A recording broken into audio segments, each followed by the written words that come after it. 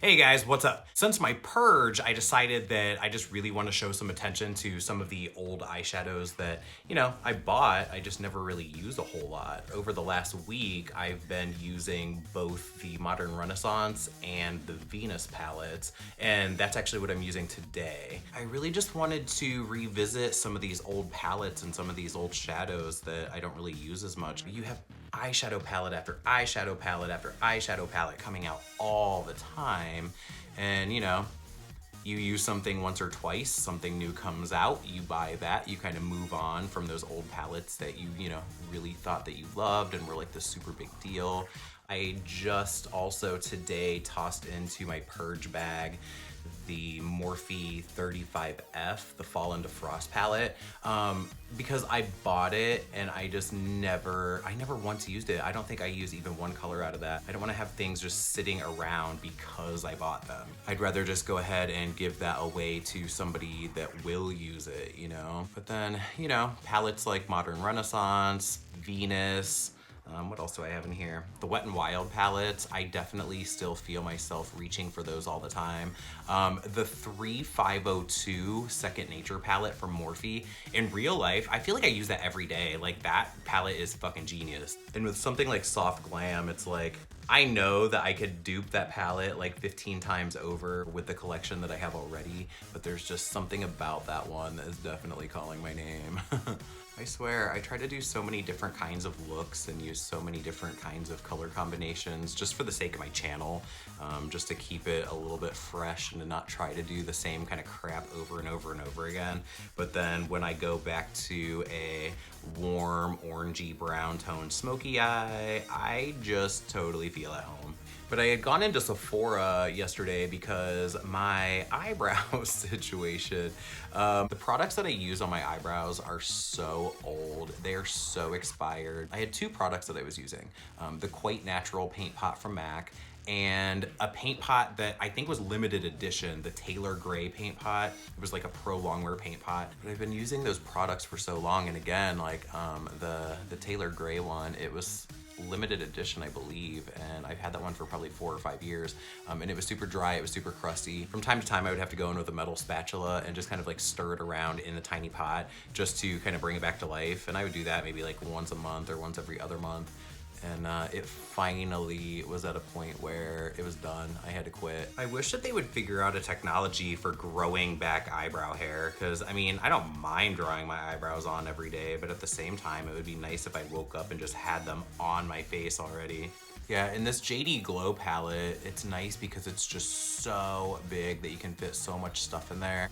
And speaking of palettes, if you follow me on Instagram, then you already know that I did this, but on the Z Palette website, you can customize your own Z palette.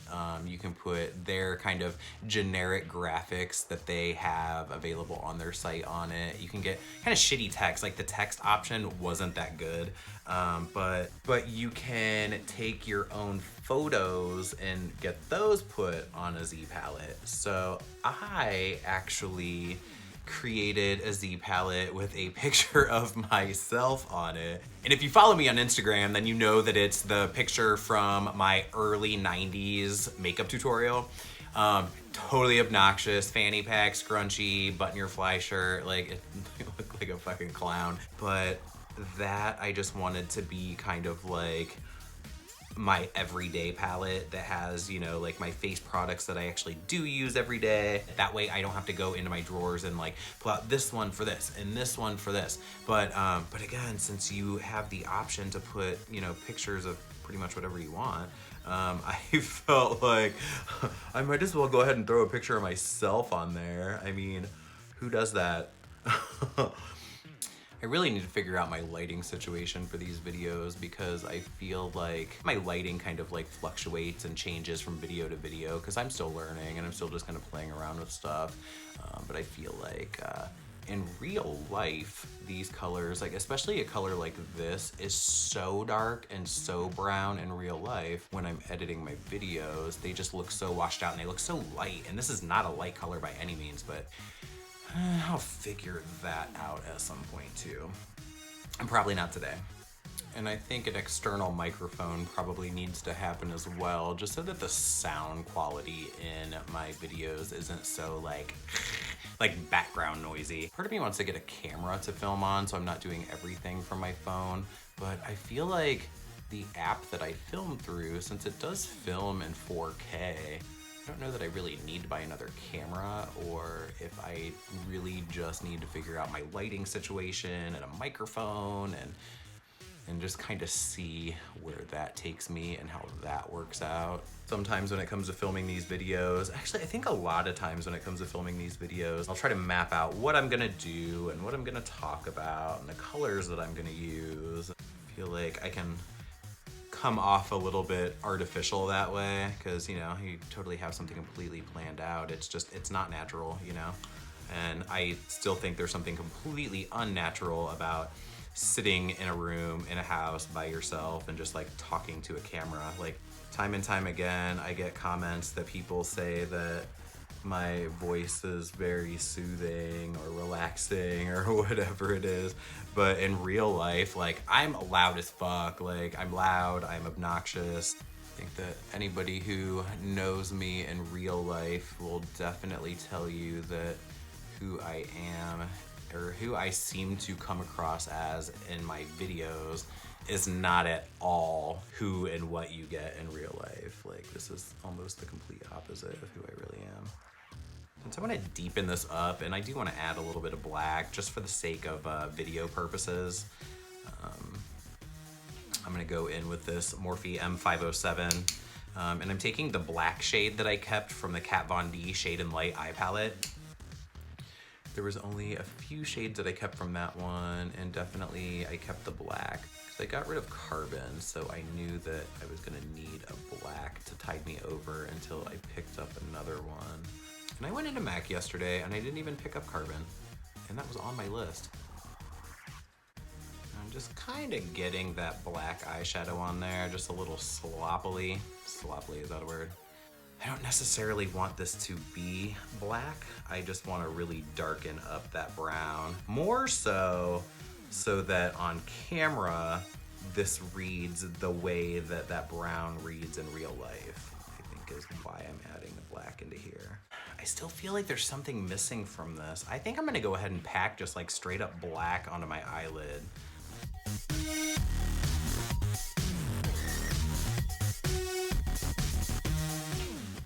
Get this little tiny nub of coffee on my waterline really quick. Going back into that brown shadow just to kind of set that liner in the roots of the lashes. So another thing that I picked up yesterday that I've been on the hunt for a while is a new lash curler. This is the Tweezerman or Tweezerman eyelash curler, and this is the one for almond or deep set eyes, and clearly I've got some deep set eyes there. My biggest complaint about the other ones that I was using was that I couldn't get the inner and outer corners. It would only really get the center lashes, and let's see.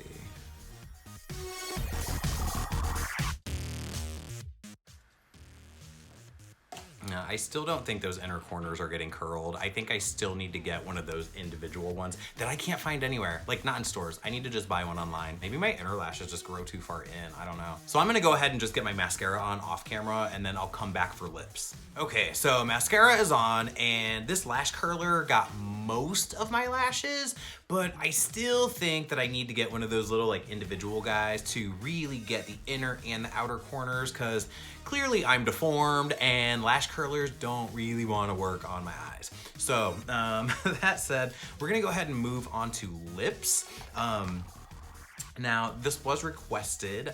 I use the same lip pencils all the time. I have lip fillers. So basically what's going on with my lips is that I have my natural vermilion border, and then we have gone in and we have outlined over top of that and kind of outside of my lip line with the Juvederm, so that when I overdraw my lips, it's less like fakey looking, you know what I mean? So what I've been doing lately is I've been starting with Subculture from MAC, and I use this one as a base. So if you see, like right here is my natural vermilion border, like that's where, I'm gonna go ahead and just draw that first.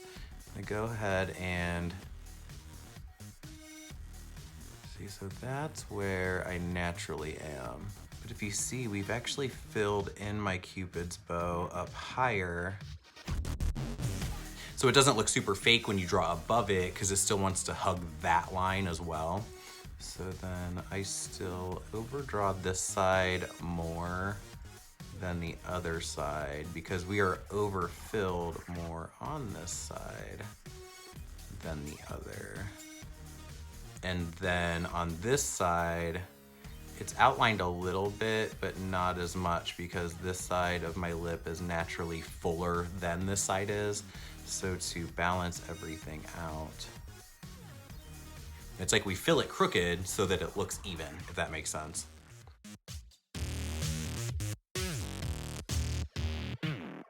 So that's the base of the top lip. Then what I do for my bottom lip is I actually, because we have filled underneath, just underneath that, so that it kind of fills out my bottom lip a little bit more and gives me like, you know, again, we've like fake lined my lips. Start underneath here. And then just following where we have filled.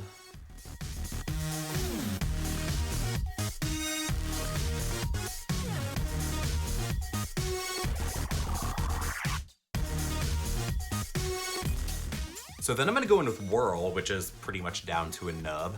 And then what I'm gonna do with this is I'm gonna kinda contour my lips a little bit. We have my new lip line, which again is overdrawn, but it also hugs the shape of where it's filled in. And I'll kind of go side to side so that you could maybe see that a little bit better. But even though that's kind of hugging my new lip line, you can still see where my real vermilion border and where my real lip line actually is. So what I like to do is start by taking the slightly deeper shade and kind of going over top of where my real lip line is.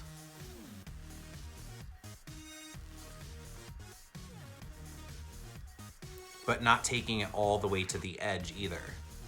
Because if I take this color all the way to the edge, it's just going to show off my real lip line again, and we're trying to conceal that. So just to give a little bit of extra contour, I'm gonna go in and darken the outer corner.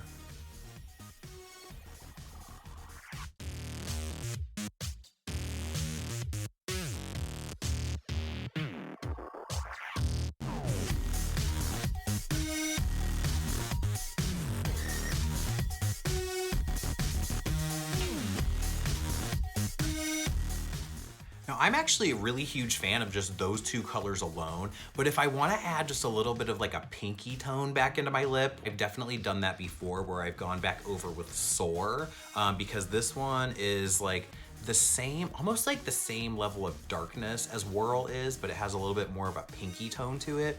Kind of add a little bit of that in with Whirl.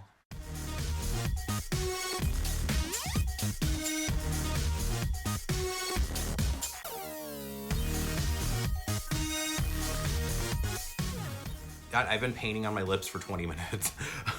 And then another discovery that I made when I was doing my purge, and this is one of those that I didn't use that much, and I was gonna give it away, and then I used it in my purge video, and then I was like, why are you giving this away? So I am just gonna hit that right in the center.